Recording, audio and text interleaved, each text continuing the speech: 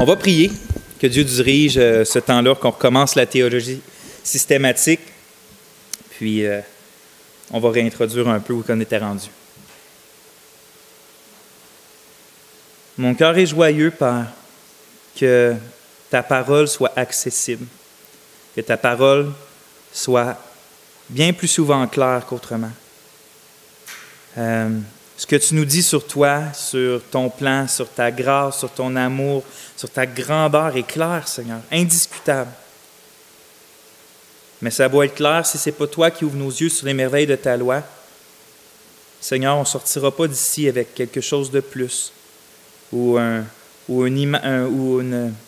étant ébloui devant qui tu es. C'est pourquoi je te prie, comme l'auteur du psaume 119, Seigneur, éclaire nos yeux afin qu'on contemple les merveilles de ta loi. Et détourne nos yeux des choses vaines afin qu'on continue toujours de plus en plus à s'attacher à toi au travers de ta parole. Et merci pour ce temps-là béni. Seigneur, donne-moi une parole simple, puis donne-nous l'intelligence, puis le cœur de comprendre. Amen. Donc, je suis vraiment content de recommencer la théologie systématique avec vous. J'ai catché tantôt que ça serait peut-être bien qu'on réintroduise un peu où qu'on était rendu. On était dans le chapitre 8, comme si vous voyez en haut au début de votre feuille, le caractère de Dieu et les attributs incommunicables. On avait commencé, dans le fond, on avait tout fini l'introduction à la théologie systématique. On avait passé au travers le gros chapitre, la section de la parole de Dieu. Puis là, on était rendu dans la section de la doctrine de Dieu. On avait vu une introduction à la connaissance de Dieu. Est-ce qu'on peut vraiment connaître Dieu? Des choses comme ça. Et là, on était rendu dans le chapitre 8, le caractère de Dieu, les attributs incommunicables. Y a-t-il quelqu'un qui se souvient qu'est-ce que ça veut dire, ça, les attributs incommunicables? Hein? Ah oui, ma soeur, OK. Elle est très proche. C'est un peu ça qu'on avait dit. On avait dit que c'est des façons que nous, on a de traiter pour mieux nous aider à comprendre. La Bible ne va pas dire « Dieu, voici les attributs incommunicables de Dieu ».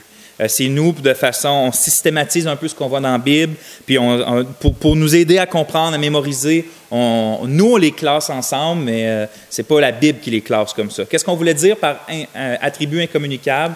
C'est qu'on parle de ces attributs-là, ces aspects-là de qui est Dieu, qui sont vraiment le plus étrangers à qui nous sommes. En fait, en réalité, il n'y a aucun des attributs de Dieu qui est communicable. Même quand on parle de l'amour de Dieu, il y a juste Dieu qui aime comme Dieu. Notre amour n'est pas comme celui de Dieu.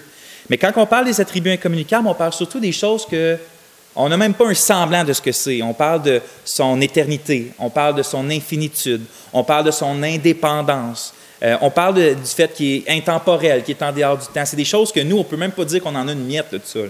C'est complètement séparé de nous. Quand on parle de ces attributs communicables, c'est pas là qu'on est rendu. On parle des choses comme sa bonté, sa patience, son amour. Certes, on ne peut pas dire, moi j'ai un amour comme Dieu, mais moindre. Ça aussi, c'est dans une classe à part, mais on est quand même des gens qui ont la capacité, on a été fait à l'image de Dieu, on a la capacité d'aimer, on a la capacité de raisonner, on a la capacité d'être patient, puis des choses comme ça. On est des êtres humains moraux, hein? Puis Dieu est un être moraux, contrairement aux animaux. Pour un chien, là, de tuer un chien, c'est pas moralement mal. Pour un lion, manger, c'est des conséquences de la chute, mais c'est l'homme qui a fait le péché. C'est l'homme qui agit mal. Dieu n'attribue pas des péchés, puis ils ne vont pas rendre des comptes devant Dieu, les animaux. Donc, on parle aujourd'hui des attributs. On avait commencé à parler des attributs incommunicables de Dieu. J'en ai nommé quelques-uns. Et là, on était rendu dans une section qu'on appelait les noms de Dieu. Quand on parle des noms de Dieu, pourquoi c'est important? C'est à cause que quand on veut connaître une personne, habituellement, on veut connaître son nom. Puis, pour les Hébreux en particulier, les noms, si vous vous souvenez, c'est quelque chose qui a souvent beaucoup plus de signification que pour nous en Occident. Il y a encore des pays du monde où que le nom, ils attribuent un nom parce que c'est quelque chose, soit qu'ils souhaitent une bénédiction pour la personne ou qui c'est une espèce de prière qu'ils veulent que cette personne-là ressemble au caractère que son nom dit. Il y a des gens, je pense souvent en Afrique, ça se voit un peu plus, des gens qui vont s'appeler beauté ou bonté ou des choses comme ça. Nous, on voit moins ça. Mais il y a encore beaucoup même les pays arabes, les noms ont beaucoup de...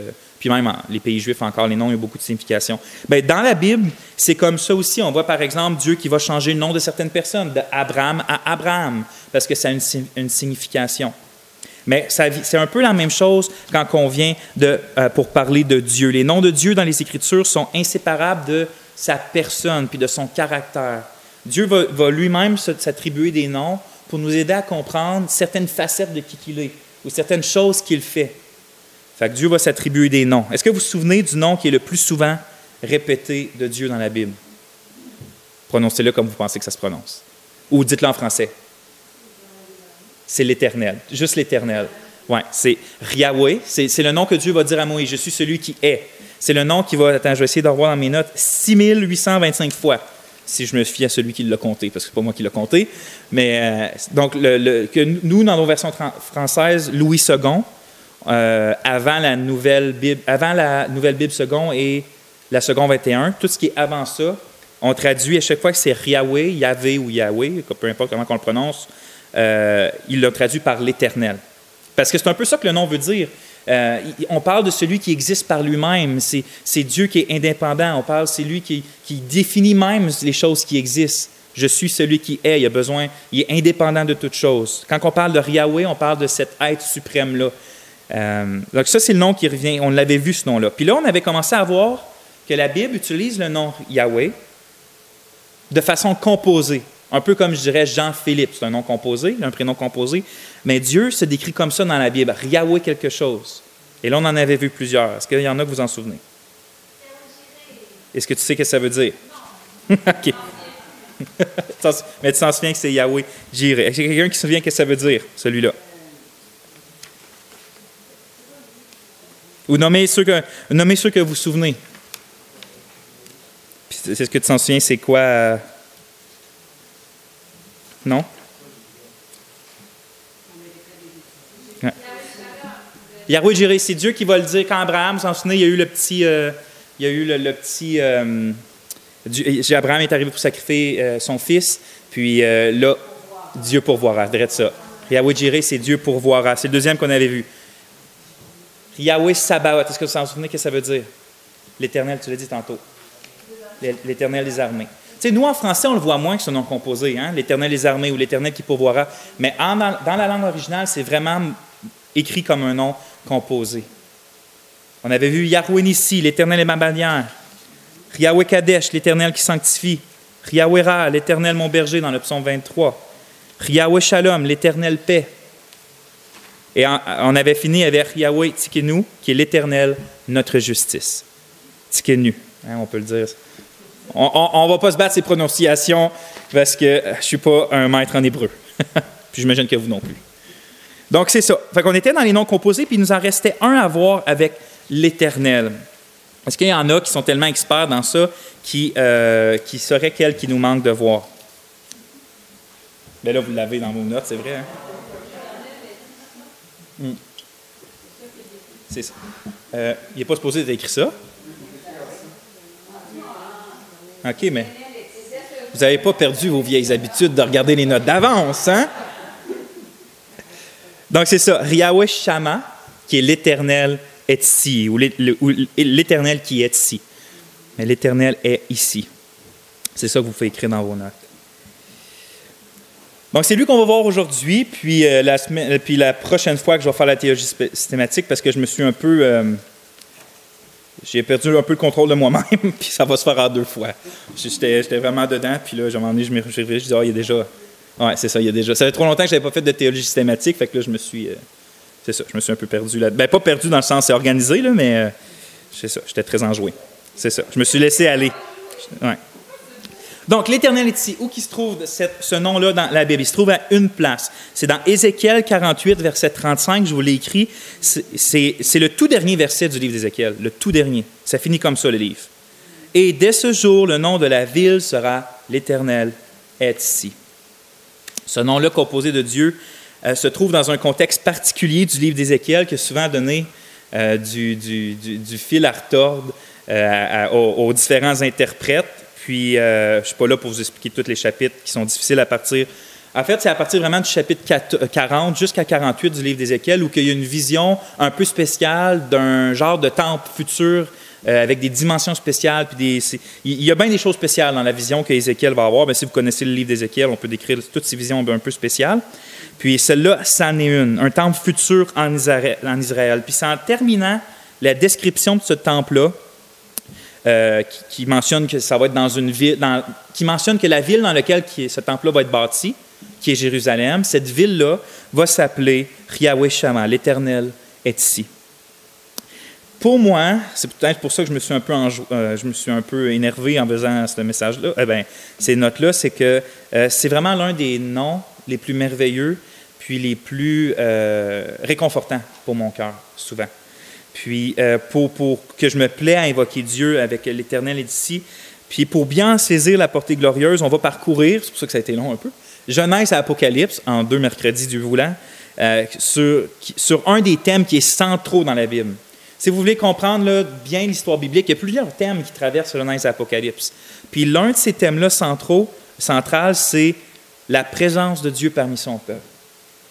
Un des thèmes centraux qui traverse Genèse à Apocalypse, c'est la présence de Dieu parmi son peuple. On va commencer au tout début, c'est-à-dire dans le jardin d'Éden. On vous fait écrire au point A, Adam et Ève dans le jardin d'Éden. On va commencer par là. Jardin et Ève, ben oui. Adam et Ève dans le jardin d'Éden.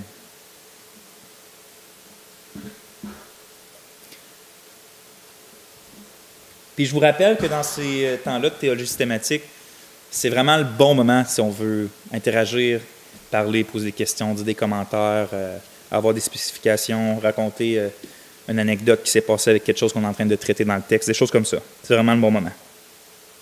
Donc, point A, Adam et Ève dans le jardin d'Éden. Lorsque Dieu créa la terre et les cieux, il a dit, c'est écrit que Dieu vit que cela était bon. Mais lorsque Dieu a créé l'homme et la femme, il a dit que cela était très bon. On peut donc déduire que l'homme et la femme est en quelque sorte ce que j'aime appeler la cerise sur le sundae de la création de Dieu. La raison, c'est parce que Dieu a créé l'être humain à son image afin que cet être humain-là, étant son peuple, règne sous l'autorité de Dieu sur le reste de la terre. Et on voit que Dieu voulait que ce peuple-là... Ouais. Qu'est-ce que j'ai? Des règles. Où ça? Il règne. Il règne.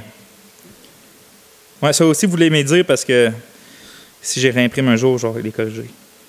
Il règne. Dieu voulait que l'homme règne sous son autorité à lui sur la terre. Tu avais le roi ultime, mais eux, c'était comme les vice-présidents sur la terre. L'homme était là pour ça. Puis on voit que Dieu veut que son peuple grandisse puis s'accroisse parce qu'il appelle l'homme à se multiplier, puis il va dire à remplir la terre. Il ne veut pas que ça reste juste là dans le jardin d'Éden. Il veut que ça se multiplie. Il veut que son peuple grandisse. On voit ça au verset 28 de Genèse 2. Une chose est donc claire, c'est que Dieu désirait un peuple nombreux au milieu duquel il allait manifester sa présence satisfaisante. On voit ça dès le début. Donc, on peut dire que le jardin d'Éden est en quelque sorte, si on prend les images qui vont arriver plus tard dans la Bible, un genre de temple de Dieu sur la terre, à ce moment-là. C'est-à-dire, c'est là le lieu où que Dieu habite avec les hommes. C'est dans le jardin d'Éden. Autrement dit, Éden, c'est le lieu très saint à ce moment-là sur la terre où que Dieu manifeste sa présence de façon particulière. On a vu que Dieu est omniprésent et Dieu est partout. Mais à ce moment-là, dans la création sur la terre, c'est dans le jardin d'Éden que le lieu très saint de Dieu se trouve, où que Dieu manifeste sa présence la plus satisfaisante avec Adam et Ève. J'ai écrit une petite note ici. Ainsi, il n'est pas surprenant de voir que plus tard dans le récit biblique, l'image d'un jardin est reprise dans l'architecture et dans la broderie du tabernacle et puis du temple. Le tabernacle, quand on parle de cette tente-là mobile qui était dans le désert avant qu'Israël se soit bien installé dans son pays, dans le pays de Canaan, puis qu'il construise un temple. Donc, on voit que cette image-là de jardin est reprise dans l'architecture puis dans la broderie du tabernacle et puis du temple, et même de voir plus tard qu'Israël, le peuple de Dieu, est souvent dépeint ou décrit comme un jardin et une vigne qui devait s'étendre jusqu'aux extrémités de la terre. C'est comme si plusieurs fois dans la Bible, on va voir cette image-là du jardin ou d'Éden, puis le peuple de Dieu va être comparé à ça. Par exemple, on voit ici, je vous ai écrit un verset, Ésaïe 5, 4, 6. La vigne de l'Éternel des armées, c'est la maison d'Israël, et les hommes de Juda, c'est le plan qu'il chérissait. Fait qu'on voit vraiment que son peuple est décrit comme une vigne, mais même un plan puis un jardin qui devait, même, on va voir Dieu, il va prendre cette image-là des fois dans Isaïe, puis il va dire qu'il arrache les clôtures, puis il laisse les animaux venir piétiner sa vigne quand il jugeait avec Babylone ou les Assyriens. Mais l'idée, c'était vraiment une vigne qui devait grandir, puis qui devait s'accroître jusqu'aux extrémités de la terre. Dans le fond, il reprend l'image de Genèse 2 avec le jardin d'Éden.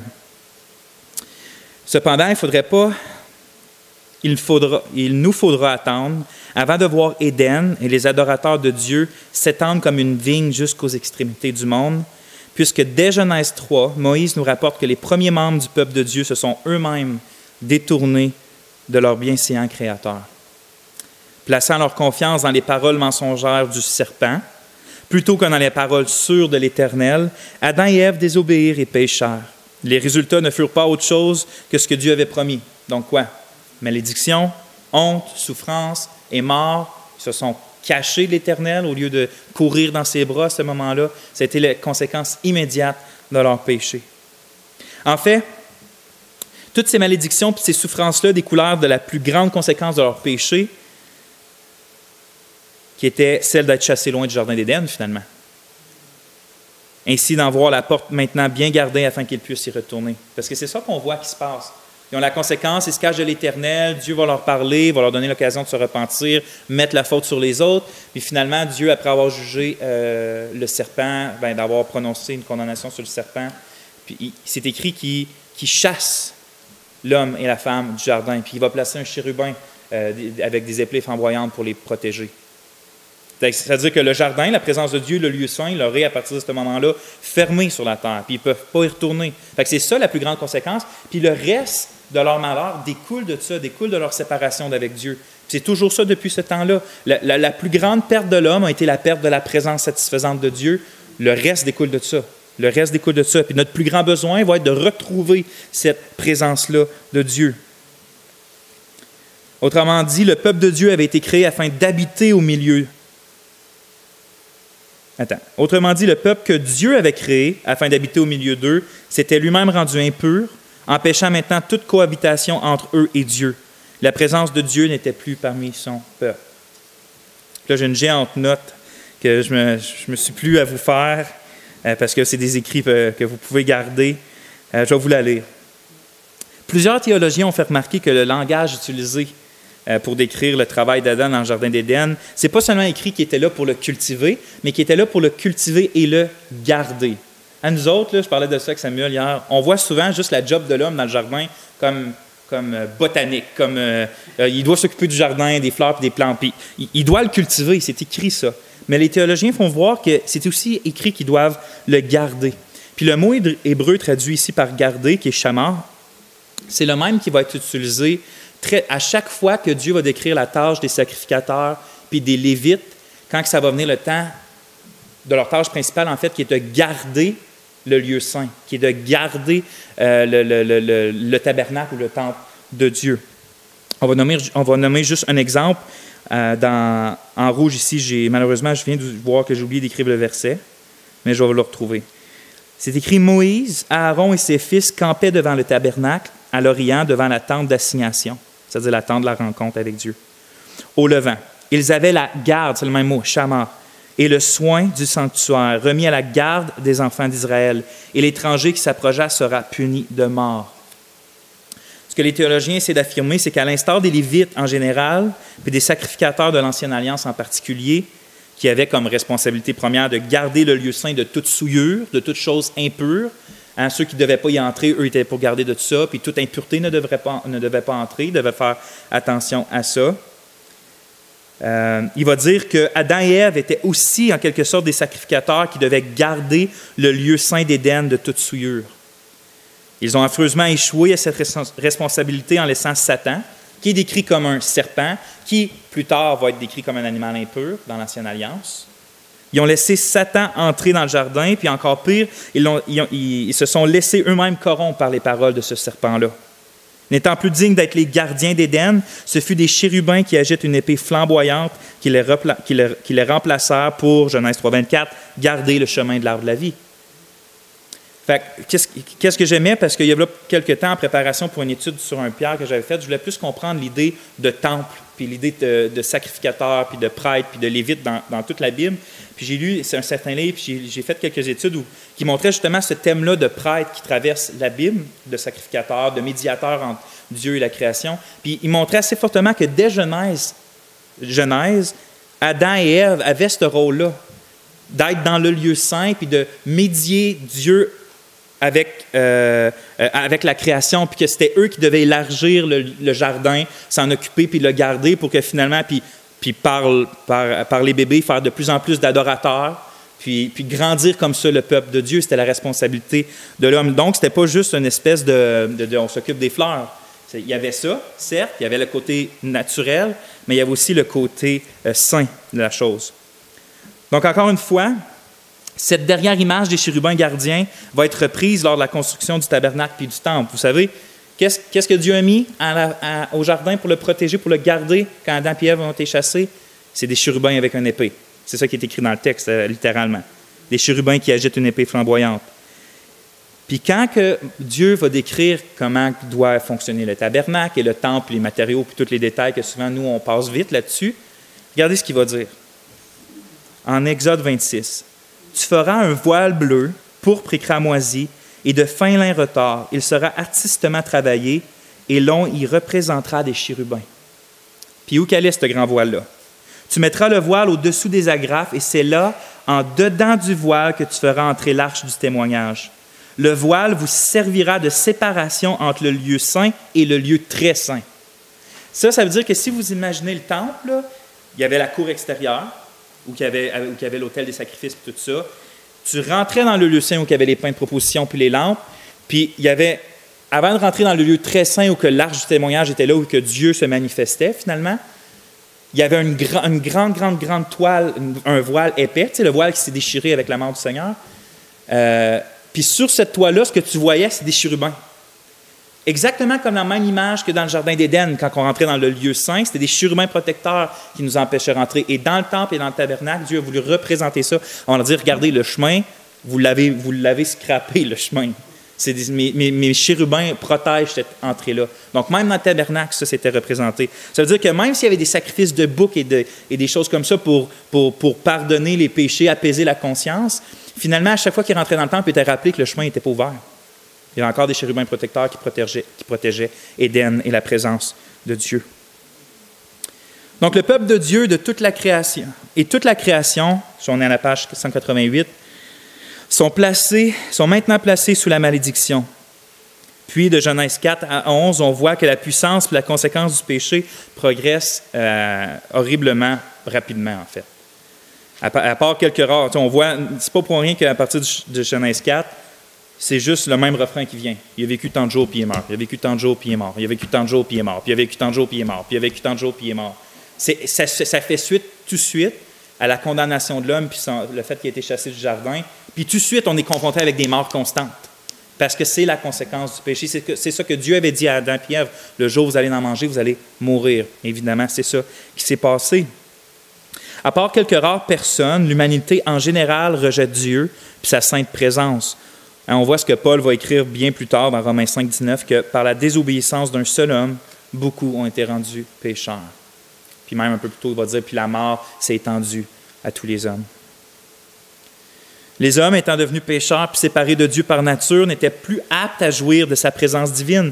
Donc le plan de Dieu de vouloir manifester sa présence avec un peuple, rendu là dans Genèse, semble avoir complètement échoué, en fait. Ça n'a pas de l'air à marcher vraiment, son plan. Quand tu regardes juste les premiers chapitres de Genèse, tu te dis qu'est-ce qui se passe? Dieu veut un peuple, veut des adorateurs, il veut marcher dans le lieu saint avec eux, et finalement, ça ne marche pas. Là. Ça ne marche juste pas.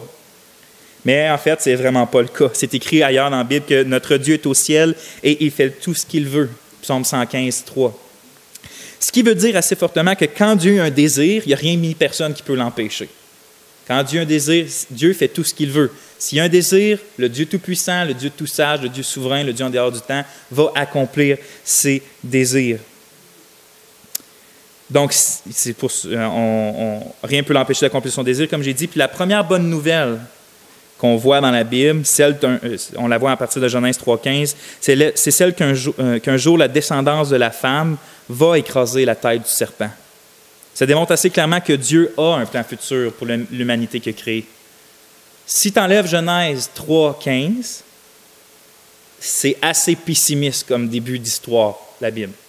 Mais juste à cause d'une petite parole les puritains appelaient ça la semence de l'Évangile, la première graine de l'Évangile, qui est en Genèse 3,15, où que malgré la chute de l'homme, malgré la chute de la femme, malgré le serpent qui est là, malgré le lieu saint qui est fermé, Dieu dit un descendant de la femme. La femme, c'est elle qui a premièrement pris la tentation puis qui a donné du fruit à son mari. Mais il dit de cette femme-là, il y a quelqu'un qui va venir et va t'écraser la tête. Fait que déjà là, une bonne nouvelle à partir du début montre que Dieu a un plan pour son humanité. En fait, assez tôt après la chute, on apprend que le Seigneur continue malgré tout de se garder des gens qui lui appartiennent. On voit Abel qui avait la foi puis qui était agréable à Dieu. On voit Enoch qui avait la foi puis qui marchait avec Dieu. Donc Dieu était présent parmi certaines personnes, avec certaines personnes. C'est dit même qu'il fut enlevé puis qu'il n'a pas goûté à la mort, Enoch. Dans tout le chapitre là, 4 où vous voyez mort, à un moment donné, tu as juste marcher avec Dieu puis il fut enlevé puis il n'a pas goûté à la mort. Mort après. C'est juste encore, moi je sais pas, j'étais comme attends, un petit avant-goût de quand on va aller rejoindre Dieu à un moment donné. Ouais. Mais à cette époque-là, quand même, du récit biblique, malgré ces quelques personnes-là, la présence de Dieu reste tout de même centrée sur quelques individus isolés, puis sont un très petit nombre. Même après la chute, Dieu doit encore juger les êtres humains dans l'histoire de la tour de Babel.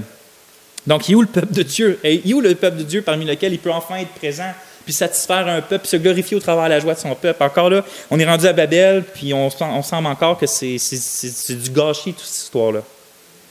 Donc, on arrive au point B, on arrive à une autre facette de notre histoire de la Bible, c'est la promesse faite à Abraham, qui est un point assez tournant dans la Bible. Je dis Abraham, ce n'est pas parce que je me trompe, c'est parce qu'avant d'être appelé Abraham par Dieu, le vrai nom d'Abraham, c'était Abraham. A-B-R-A-M. C'est juste enlever le am d'Abraham. Oui, il est écrit juste en bas. Ouais, moi, j'ai écrit la promesse à Abraham, mais tu peux dire faites à Abraham, ou juste Abraham, ou juste promesse. Ou...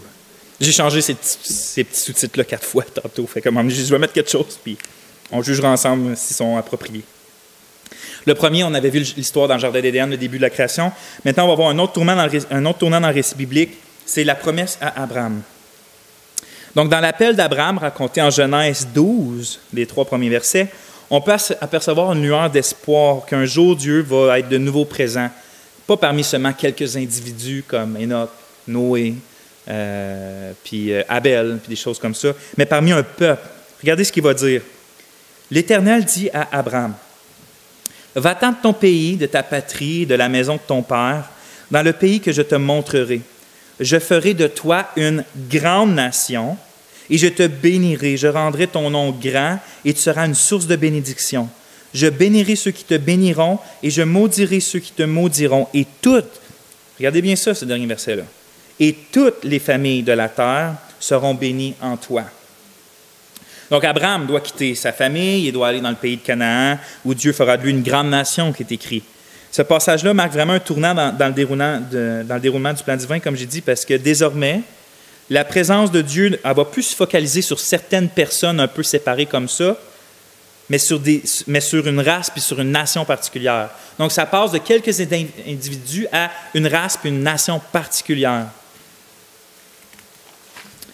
D. Ockerson, en commentant ce passage-là, va dire « C'est ce tournant, le passage qu'on a lu, on est à la page 189, c'est ce tournant qui confère à l'Ancien Testament sa note typiquement juive. De cette race sont issus la loi, le sacerdoce, les maximes de sagesse, les modèles relationnels entre Dieu et le peuple de l'Alliance. Je voulais dire, je pense, les orations plus que les orales. Là. Les oracles, oui, c'est ça. Les oracles. Oui, c'est ça. Les oracles, les prophéties, les psaumes, etc. Donc, oui, c'est une note typiquement juive, mais même dans cette alliance-là initiale faite avec Abraham, Dieu inclut, comme on a vu, une promesse qui s'étend au-delà d'une nation, d'une seule race, puis au-delà d'une nation purement qui est Israël. C'est une promesse qui va faire constamment resurface dans la Bible, puis c'est celle-là qu'on a vue au verset 3. Et en toi seront bénies toutes les nations de la terre. Donc Dieu veut faire un peuple avec Abraham, puis c'est un peuple par lequel finalement qui va s'étendre jusqu'aux nations de toutes les familles de la terre.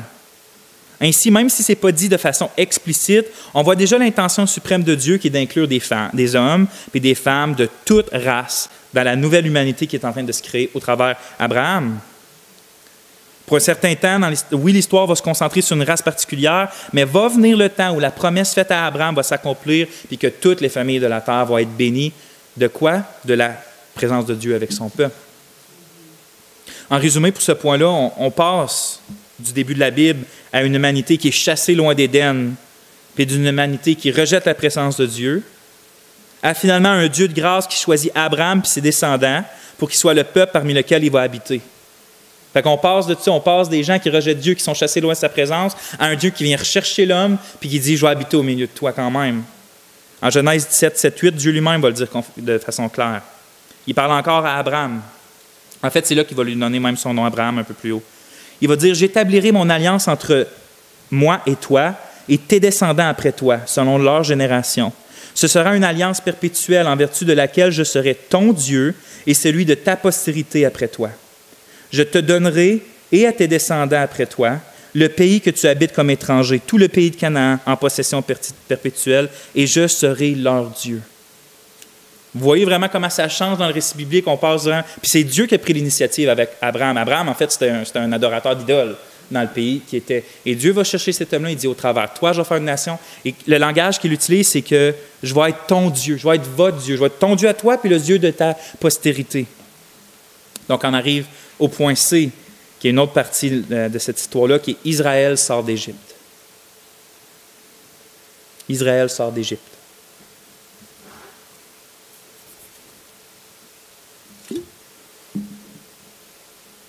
Il n'est pas déjà 8h35 pour le vrai. Ah, mais on est correct, je pense. Ça, je l'avais oublié, cette partie-là, la théologie systématique, où que le temps semble tout le temps filer entre mes doigts. Donc, Israël sort d'Égypte. Après 400 ans, par rapport à Abraham, Dieu commence l'accomplissement de sa promesse et apparaît à Moïse dans une flamme de feu et lui dit « J'ai vu la souffrance de mon peuple qui est en Égypte. » Regardez qu'il appelle son peuple. « Et j'ai entendu les cris que lui font pousser ses oppresseurs, car je connais ses douleurs. Je suis descendu pour le délivrer de la main des Égyptiens et pour le faire monter de ce pays dans un bon et vaste pays, dans un pays où coule le lait et le miel, dans les lieux qu'habitent les Cananéens. » Donc, qui fait référence à la promesse qu'Abraham a faite de lui donner cette terre-là. Mais il ne faut pas penser que le plan de Dieu se résume simplement ou seulement à habiter une terre. Elle va bien plus loin que ça. Il va préciser quelque chose de merveilleux plus tard. Il écrit « Je vous prendrai pour mon peuple et je serai votre Dieu. Et vous saurez que c'est moi l'Éternel, votre Dieu, qui vous affranchit des travaux dont vous chargent les Égyptiens. Je vous ferai entrer dans le pays que j'ai juré de donner à Abraham, à Isaac et à Jacob. Je vous le donnerai en possession, moi, l'Éternel. » Donc, regardez, il ne veut pas juste leur donner une terre. Il dit, je vous prendrai pour mon peuple et je serai votre Dieu. Il répète ce langage-là, parce que c'est ça que Dieu veut avec l'homme. C'est ça que Dieu veut avec l'homme. Dieu allait donc sauver Israël puis des Égyptiens pour en faire son peuple et d'être son Dieu, qui est finalement une autre manière de dire qu'il va être présent au milieu d'eux. Il prit même le temps de leur rappeler cette vérité-là importante quand que Moïse était sur le mont Sinaï. On lit en Exode 19, « Tu parleras ici à la maison de Jacob et tu diras aux enfants d'Israël, « Vous avez vu ce que j'ai fait à l'Égypte et comment je vous ai porté sur des ailes d'aigle et emmené vers moi. » Ça n'a pas rapport à un point d'interrogation, là, je pense. Maintenant, si vous écoutez ma voix et si vous gardez mon alliance, vous m'appartiendrez entre tous les peuples, car toute la terre est à moi. Vous serez pour moi un royaume de sacrificateurs et une nation sainte. Puis là, j'ai fait une note qui est importante, c'est que le fait que le peuple soit appelé un royaume de sacrificateurs, c'est significatif. Il ne dit pas que juste les Lévites ou juste les sacrificateurs, il dit la nation complète. Tout le peuple va être appelé un royaume de sacrificateurs. Puis cela, ça montre que l'une des facettes du plan de Dieu pour Israël n'est pas vraiment différent de ce que Dieu avait pour Adam et Ève comme plan, avoir un peuple saint parmi lequel lui-même il habite.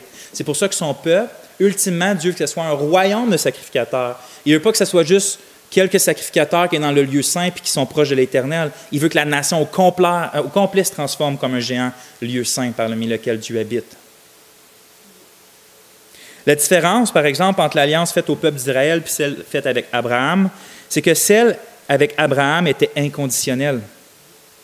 Ça veut dire que c'est Dieu qui a pris lui-même l'initiative, c'est Dieu qui a promis quelque chose, c'est Dieu qui a juré par son nom. Il n'a jamais rien demandé vraiment à Abraham, finalement.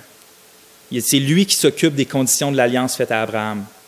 C'est lui qui s'occupe que ça va s'accomplir sans aucun doute. Contrairement à ce que Dieu va demander à Israël dans l'Ancienne Alliance, c'est écrit qu'il fallait qu'il obéisse à la loi s'il voulait que ça arrive.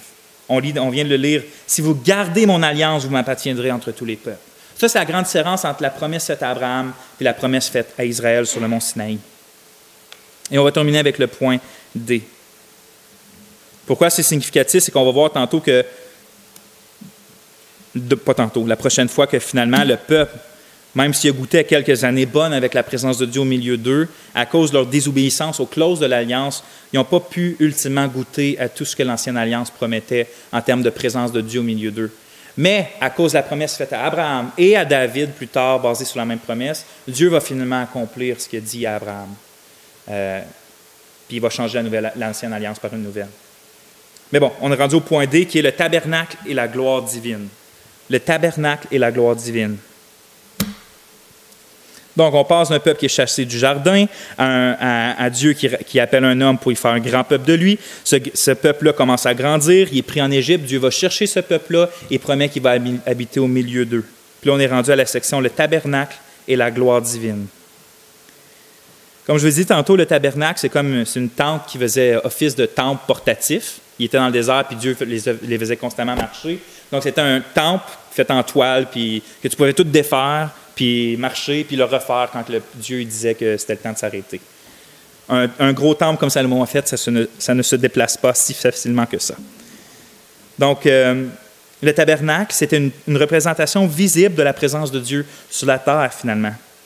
C'est pas l'endroit, je me suis retenu pour ne pas parler en détail de tout ce qu'on trouve dans le tabernacle, puis quoi ça représente, mais il est clair partout dans la Bible que l'Arche de l'Alliance, là où il y avait les tables, les 10 commandements, puis certaines choses, puis là où que Dieu rencontrait le souverain sacrificateur une fois par an, l'Arche de l'Alliance, dans le lieu très saint, fait office de marchepied de Dieu sur la terre.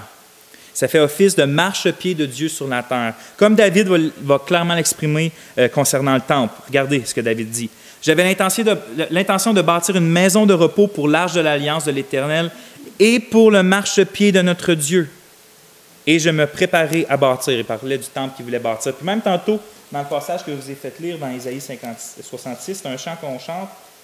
Dieu dit lui-même, « Le ciel est mon trône et la terre mon marchepied. » Ça, le marchepied, c'est ce qui est en bas du trône, où que les pieds étaient à côté, où tu débarquais de ton trône pour débarquer de ton trône, finalement. Puis, l'image, finalement, du marchepied, c'est que Dieu est assis sur son trône dans les cieux des cieux, mais le marchepied de son trône céleste, c'est le tabernacle et le temple sur la terre. C'est une manière imagée de dire que Dieu manifeste spécialement sa présence sur la terre, toujours où qui est le lieu saint. Parce que Dieu règne toujours dans les cieux, mais ses pieds sont comme à côté, c'est une image, vous comprenez, mais sont à côté sur la terre. C'est-à-dire c'est dans cette place-là que c'est l'extension directe de la présence de Dieu dans les cieux. C'est dans le lieu très saint. On lit explicitement en Exode 29, « Voilà l'holocauste perpétuel qui sera offert pour vos descendants à l'entrée de la tente d'assignation devant l'Éternel. C'est là que je me rencontrerai avec vous et que je te parlerai. Je me rencontrerai là avec les enfants d'Israël, et ce lieu sera sanctifié par ma gloire. Je sanctifierai la tente d'assignation et l'autel. Je sanctifierai Aaron et ses fils pour qu'ils soient à mon service dans le sacerdoce. J'habiterai au milieu des enfants d'Israël et je serai leur Dieu. Ils connaîtront que je suis l'Éternel, leur Dieu, qui les a fait sortir du pays d'Égypte pour habiter au milieu d'eux. Je suis l'Éternel, leur Dieu. » Ainsi, le lieu très saint devient le lieu de rencontre entre Dieu et les hommes. Et Dieu peut dire « J'habiterai au milieu des enfants d'Israël », parce que la présence de Dieu est dans son lieu saint, dans le tabernacle, qui est au milieu des enfants d'Israël. Je disais tout ça pour dire que finalement, qu'on comprenne comment le lieu saint, que ce soit dans le jardin, que ce soit dans le tabernacle ou dans le temple, c'est vraiment l'extension de la présence de Dieu sur terre. C'est là que Dieu est quand il est, de façon imagée, sur la terre. Il ajoute même qu'il va manifester sa gloire dans le verset qu'on vient de lire, c'est-à-dire qu'il va manifester sa présence de façon spéciale et visible dans ce lieu-là. C'est exactement ce qui va se passer dans Exode 40, puis on va finir en lisant ça. C'est la fin d'Exode, c'est écrit « Il dressa le parvis tout autour du tabernacle et de l'autel, et il mit le rideau de la porte du parvis. Ce fut ainsi que Moïse acheva l'ouvrage. » C'est-à-dire là, le tabernacle, il est fini, il est monté, enfin. Alors la nuée couvrit la tente d'assignation, et la gloire de l'Éternel remplit le tabernacle. Moïse ne pouvait pas entrer dans la tente d'assignation parce que la nuée restait dessus et que la gloire de l'Éternel remplissait le tabernacle. Le livre d'Exode se termine donc sur une note extrêmement positive et extraordinaire. Dieu habite au milieu de son peuple. C'est pour ça que Dieu manifeste sa présence de façon spéciale. Il montre que oui, il est là. Oui, il est au milieu de son peuple. C'est-à-dire qu'il veut marcher avec eux. Il veut les bénir de sa présence. Il veut les protéger de sa présence. Il veut qu'ils se réjouissent dans sa présence. Puis l'image de cette gloire-là, il faut le retenir parce que la prochaine fois, on va voir qu'elle va revenir, cette gloire-là, quand le temple va être bâti. Et quand Ézéchiel va avoir des visions, il va la voir partir du temple, cette gloire-là. Et là, le livre d'Ézéchiel va finir avec le verset qu'on a vu tantôt, avec une promesse incroyable que l'Éternel est ici, quand même. Donc, on va terminer avec ça.